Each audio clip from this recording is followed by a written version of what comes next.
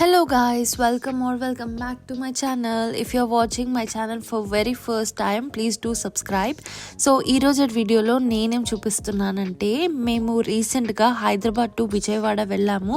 So ఆ experience అయితే నేను వీడియోలో షేర్ చేయబోతున్నాను. కొంతమంది ఆల్రెడీ వెళ్ళిన వాళ్ళు ఉంటారు, వెళ్ళని వాళ్ళకి ఈ వీడియో అయితే చాలా హెల్ప్ఫుల్ అవుతుంది. ఫస్ట్ టైం మీరు ట్రావెల్ చేస్తున్నట్టయితే ఈ వీడియో డెఫినెట్గా యూస్ఫుల్ అవుతుంది. మేము 10 days ప్రియార్గా ట్రైన్ టికెట్స్ అయితే బుక్ చేసుకున్నాము సికింద్రాబాద్ నుంచి విజయవాడ వరకు. బట్ అప్పటికే అన్ని ట్రైన్స్ లలో సీట్స్ అయితే కంప్లీట్ గా ఫుల్ అని చూపించాయి. అండ్ చాలా వెతుకుతుంటే మాకు బెజవాడ ఇంటర్సిటీ ఎక్స్ప్రెస్ ట్రైన్ లో 2 సీటింగ్ దాంట్లో మాకు టికెట్స్ కనిపించాయి. సో వెంటనే బుక్ చేసుకున్నాము. ఈ ట్రైన్ వచ్చేసి సికింద్రాబాద్ లో 5:25 కి స్టార్ట్ అవుతుంది. బట్ యాక్చువల్ గా ఈ ట్రైన్ లింగంపల్లి నుంచి వచ్చి సికింద్రాబాద్ లో 10 minutes హాల్ట్ అయితే ఉంటుంది.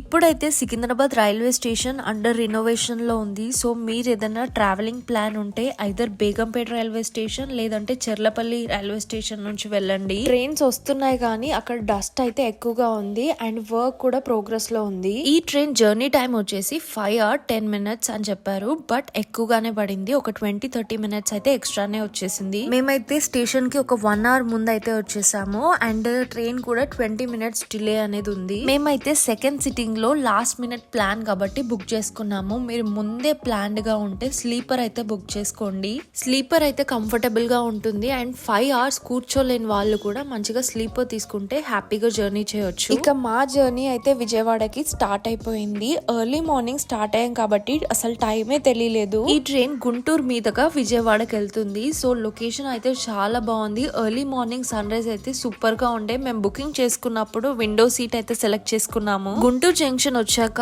విజయవాడకి జస్ట్ 1.5 hours లోపలనే వెళ్ళిపోవచ్చు. సో అంత దగ్గర అన్నమాట గుంటూరు నుండి. విండో సీట్ నుంచి వ్యూ అయితే చాలా బాగుండే. మీరు ఎప్పుడైనా ట్రావెల్ చేద్దాం అనుకున్నప్పుడు ఎర్లీ మార్నింగ్ టైంలో డెఫినెట్ గా విండో సీటే ప్రిఫర్ చేయండి.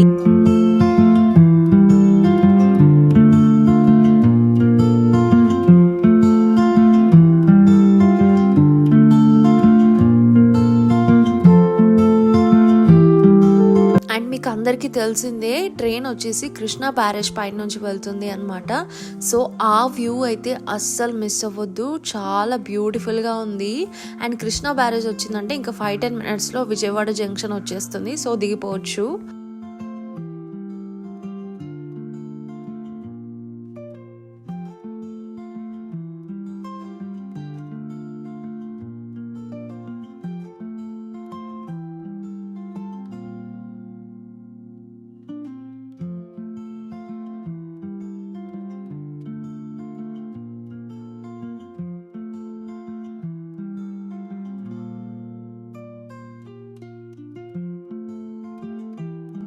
విజయవాడ జంక్షన్ అయితే రానే వచ్చేసింది. మేమైతే ఫుల్ ఎక్సైటెడ్ గా ఉండే, అసలు ఎప్పుడు టెంపుల్ కి వెళ్దామా అని చెప్పేసి. క్రౌడ్ అయితే అసలు ఎక్కువగా లేరు. మేము యాక్చువల్ గా అయితే భవానీ మాల విరమణ తర్వాత నెక్స్ట్ 3rd day లో వెళ్ళామన్నమాట.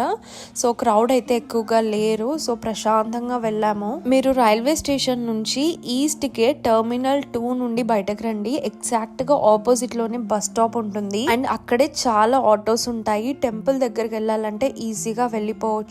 రెగ్యులర్ గా అయితే టెంపుల్ కి వెళ్ళడానికి ఫ్రీ బస్సెస్ అయితే ఉంటాయి. బట్ మేము భవానీ మాల టైంలో వెళ్ళాం కాబట్టి అక్కడ 3 days బస్సెస్ అనేవి క్యాన్సిల్ చేశారు.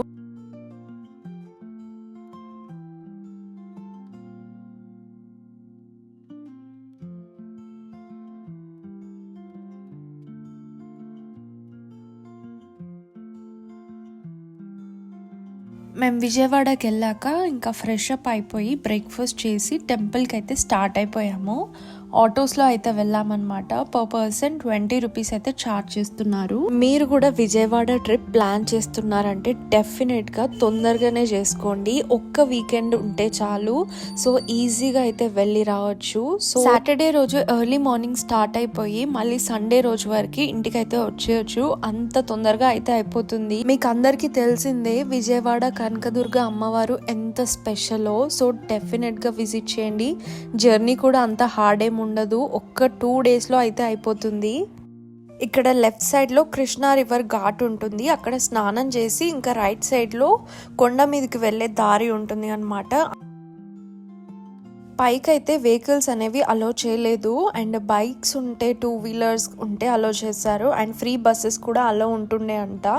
బట్ ఇది మేము ఆటోలో వచ్చాం కాబట్టి కిందకే డ్రాప్ చేశారు. సో అక్కడ నుంచి వాక్ చేసుకుంటూ వెళ్ళాలి. మీకు అలా ఎంట్రీ అవ్వగానే లెఫ్ట్ సైడ్ లో లగేజ్ కౌంటర్ ఉంటుంది. మీకు ఏమైనా లగేజ్ ఉంటే అక్కడ పెట్టేసుకోవచ్చు. పర్ బ్యాగ్ 5 or 10 రూపీస్ అయితే ఛార్జ్ చేస్తున్నారు. అలానే కొంచెం ముందుకు వెళ్ళగానే లెఫ్ట్ సైడ్ లో అక్కన్న మాదన్న గుహలు అని ఉంటాయి. ఇప్పుడైతే విజిటింగ్ అయితే అలో చేయట్లేదు, అవిటిని అయితే క్లోజ్ చేశారు. జస్ట్ బయట నుంచే చూడొచ్చు. ఇక్కడ మీరు ఏదైనా షాపింగ్ చేయాలి అనుకున్నా కూడా చేయొచ్చు. చాలా షాప్స్ అయితే ఉంటాయి. పూజ కోసం కూడా మీరు ఇక్కడే పర్చేస్ చేసుకోవచ్చు. ఇక్కడ మనకి దర్శనానికి వెళ్ళడానికి టోటల్ గా 4 వేస్ ఉంటాయి. సో ఆ 4 వేస్ ఎలా వెళ్ళాలో నేను ఇప్పుడు చూపిస్తాను. సో ఫస్ట్ వన్ వచ్చేసి మీకు లెఫ్ట్ సైడ్ లో ఒక బిల్డింగ్ కనిపిస్తుంది కదా, అది వచ్చేసి 7th ఫ్లోర్ బిల్డింగ్ అనమాట. ఆ బిల్డింగ్ లో మీకు మెట్లు ఉంటాయి. మెట్ల నుంచి కూడా వెళ్ళొచ్చు 7 ఫ్లోర్స్ నడుచుకుంటూ. లేదంటే అదే బిల్డింగ్ లో గ్రౌండ్ ఫ్లోర్ లో మీకు లిఫ్ట్స్ ఉంటాయి. 3 లిఫ్ట్స్ అయితే అవైలబుల్ గా ఉంటాయి. ఇవి ఎక్కువగా సీనియర్ సిటిజన్స్ కి అండ్ డిసేబిలిటీ వాళ్ళకి యూస్ చేస్తారు. బట్ వేరే వాళ్ళు కూడా వెళ్తున్నారు. ఆ బిల్డింగ్ దాటి ఇంకొంచెం ముందుకు వెళ్ళగానే ఇంకొక మెట్లు ఉంటాయి. అటు సైడ్ నుంచి కూడా మీరు కొండపైకి వెళ్ళొచ్చు. ఇవి వచ్చేసి టోటల్ గా 3 వేస్. మేము పాత మెట్ల మార్గం నుంచి వెళ్తున్నాము. ఇది వచ్చేసి 4th వే. చాలా మంది మెట్ల పూజ చేసుకుంటూ ఈ వేలోనే కొండ మీదకి చేరుకుంటారు. కొంచెం ముందుకు వెళ్ళగానే మీకు లెఫ్ట్ సైడ్ లో మొబైల్ కౌంటర్ అయితే కనిపిస్తుంది. సో అక్కడ మీరు మొబైల్స్ అయితే డిపాజిట్ చేయాలి డెఫినెట్ గా. పర్ మొబైల్ 5 రూపీస్ అయితే ఛార్జ్ చేస్తున్నారు కదా. మెట్ల ద్వారా మెట్ల పూజ చేస్తున్నాం అనమాట. సో అలా చేసుకొని వెళ్దామని ఇటు సైడ్ అయితే వెళ్తున్నాము. మీరు చూడొచ్చు ఎంత మంది అయితే పూజ చేసుకుంటున్నారో ఇక్కడ మెట్లు అయితే అరౌండ్ 250 to 300 ఉంటాయి. అండ్ ప్రతి ఒక్క మెట్టుకి పసుపు కుంకుమ పెట్టుకుంటూ వెళ్తారు. సో మేము ఇక్కడ పూజ చేసుకొని అలానే కొండపైకి నడుచుకుంటూ వెళ్ళాము. మెట్ల మార్గంలో కొండపైకి వెళ్ళాక మీకు క్యూ లైన్స్ కనిపిస్తాయి. ఫ్రీ దర్శనం 100 రూపీస్, 300 రూపీస్, 500 రూపీస్ దర్శనం అయితే కనిపిస్తాయి. సో అక్కడ నుంచి లైన్స్ అయితే ఉంటాయి. సో మీరు డైరెక్ట్ గా దర్శనానికి అయితే వెళ్ళిపోవచ్చు. మేము అలానే మెట్లకి బొట్టు పెట్టుకుంటూ పైకి అయితే చేరుకున్నాము. అక్కడ నుంచి మాకు దర్శనానికి 40 minutes టైం అయితే పట్టింది. మాకు అమ్మవారి దర్శనం అయితే చాలా బాగా జరిగింది. చాలా హ్యాపీగా ఫీల్ అయ్యాము. అండ్ అస్సలు రష్ే లేదు, ప్రశాంతంగా వెళ్ళి వచ్చాము. అసలు ఇంత ఈజీగా వెళ్ళొస్తామని అస్సలు అనుకోలేదు. అండ్ మీరు ఏదైనా వీకెండ్ ఖాళీగా ఉంటే ఎక్కడికి వెళ్ళాలో తెలియకపోతే డైరెక్ట్ విజయవాడ వచ్చేయండి. చాలా ఫాస్ట్ గా ఈజీగా అయిపోతుంది జర్నీ అంతా కూడా. దర్శనంకి కూడా ఎక్కువసేపు క్యూ లైన్స్ లో నిల్చోవాల్సిన అవసరం లేదు. చాలా ఫాస్ట్ గానే వెళ్ళిపోతాము. ఎక్కడ కూడా బోర్ అనేది అస్సలు రాదు. 7 ఫ్లోర్స్ ఉన్న బిల్డింగ్ లో 3rd ఫ్లోర్ లో అన్నదానం కూడా జరుగుతుంది. ఎవ్రీ డే జరుగుతుంది. సో డెఫినెట్ గా అక్కడైతే తినండి అండ్ అక్కడ నుంచి కిందకైతే రావచ్చు. మెట్ల పూజ, అమ్మవారి దర్శనం, అన్నదానం ఇవన్నీ చేసుకొని కిందికి వచ్చేసరికి మాకు అరౌండ్ 4:30 to 5 అలా అయింది. విజయవాడ వెళ్ళక ముందు నేను యూట్యూబ్ లో సర్చ్ చేసినప్పుడు ఇక్కడ మోపిదేవి టెంపుల్ అని దగ్గర ఉంటుంది అని చెప్పారు. అక్కడ సుబ్రహ్మణ్యేశ్వర స్వామి టెంపుల్ అయితే బాగుంటుంది అన్నారు. నాకు దొరికిన మిస్ఇన్ఫర్మేషన్ ఏంటి అంటే అది జర్నీ ఇక్కడ నుంచి 1 hour అని అన్నారు. బట్ కాదు, 2 hours.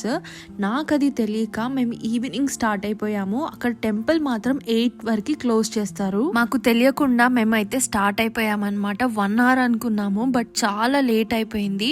అరౌండ్ 2 hours కంటే ఎక్కువగానే పట్టింది. అండ్ ఇంకా చాలా నైట్ అయిపోయింది. మాకు అసలు ఏది అర్థం కాలేదు మేము కరెక్ట్ రూట్ లోనే వెళ్తున్నామా లేదా అని చెప్పేసి. అరౌండ్ 7:40 కల్లా మేము అవనీగడ్డ రీచ్ అయ్యాము. అక్కడే మోపిదేవి టెంపుల్ ఉంటుంది, సుబ్రహ్మణ్యేశ్వర స్వామి టెంపుల్ అన్నమాట. చాలా బాగుంటుంది. 7:40కి రీచ్ అయితే 8కి టెంపుల్ క్లోజ్ అన్నారు. ఇక మేము 20 minutes లో ఫాస్ట్ గా దర్శనం చేసుకొని మళ్ళీ విజయవాడకి స్టార్ట్ అయిపోయాము. 20 minutes లో ఫాస్ట్ గా అయిన దర్శనం కూడా చాలా మంచిగా జరిగింది. అండ్ టెంపుల్ అయితే చాలా పెద్దగా ఉంది అండ్ పీస్ఫుల్ గా అనిపిస్తుంది. మీరు విజయవాడ వస్తే మీకు ఈనఫ్ టైం ఉంటే మీరు మోపిదేవి టెంపుల్ ని కూడా కవర్ చేయండి. విజయవాడ నుండి మనం మోపిదేవి టెంపుల్ కి రావడానికి విజయవాడ బస్ స్టేషన్ కి వెళ్ళాలి. అక్కడ నుంచి అవనీగడ్డ, కరకట్ట ఎక్స్ప్రెస్ అనే బస్సెస్ ఉంటాయి. సో అక్కడ బస్సెస్ ఎక్కితే సో డైరెక్ట్ మనం మోపిదేవి టెంపుల్ ముందే దిగిపోతాము. ఈ టెంపుల్లో దర్శనం చేసుకొని ఇంకా మేము విజయవాడకైతే స్టార్ట్ అయిపోయాము. సో 2 hours జర్నీ అయితే పట్టింది. అస్సలు రోడ్ అయితే అస్సలు బాగాలేదు. సో మ్యాక్సిమం అయితే డే టైంలోనే వెళ్ళండి, ఈవినింగ్ టైం అయితే అవాయిడ్ చేయండి. విజయవాడకు వచ్చేసాక ఇంకా మా రూమ్కి వెళ్ళిపోయాము. మేము రూమ్ వచ్చేసి టెంపుల్ దగ్గరలోనే తీసుకున్నాం అనమాట. సో రూమ్కి వెళ్ళి ఫ్రెష్ అప్ అయ్యి పడుకున్నాము. అండ్ నెక్స్ట్ డే మార్నింగే మాకు ట్రైన్ ఉండే 6:30కి. విజయవాడ టు సికింద్రాబాద్ మేము శాతవాహన ఎక్స్ప్రెస్ ట్రైన్లో అయితే వచ్చేసాము. సో అదైతే మాకు 6 hours జర్నీ అయితే పట్టింది. సో మేమైతే హైదరాబాద్లో అరౌండ్ 12 కల్లా దిగిపోయామన్నమాట. సో చాలా సక్సెస్ఫుల్గా మా ట్రిప్ అయితే కంప్లీట్ అయింది. ఫుల్ హ్యాపీగా ఉండే మేమైతే. అండ్ అమ్మవారి దర్శనం కూడా చాలా బాగా జరిగింది. ఇదన్నమాట మా షార్ట్ అండ్ స్వీట్ ఎక్స్పీరియన్స్. 1.5 డేలో మీరు ఈ ట్రిప్ అయితే హ్యాపీగా వెళ్ళి రావచ్చు. సో నేనైతే హైలీ రికమెండ్ చేస్తాను. I hope you guys like this video. మీకు ఏదైనా ఫర్దర్ క్వైరీస్ ఉంటే నాకు కమెంట్ సెక్షన్లో కూడా అడగొచ్చు. నేను డెఫినెట్గా ఆన్సర్ అయితే ఇస్తాను. And this is all about the Vijayawada successful trip and అమ్మవారి దర్శనం. And thank you so much for watching. Please do like, share and subscribe to my channel.